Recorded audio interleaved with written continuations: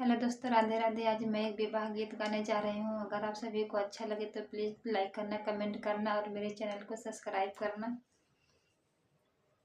मचिया ही बैठनी माता कौशल्या, मोतिया बरन ढूढ़े आस, मोतिया बरन ढूढ़े आस।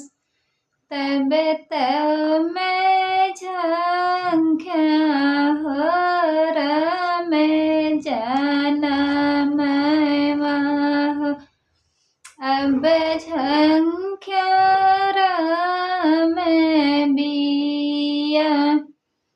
इतनी बचन राजा सुनहु जे पवन हो, चली दिहन राजा के दुआर, चली दिहन जनक जी के द्वार।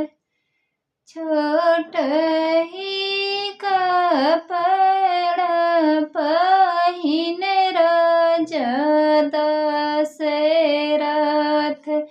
छोट ही बान्हन पग, छोट ही बान्हन पग। जाई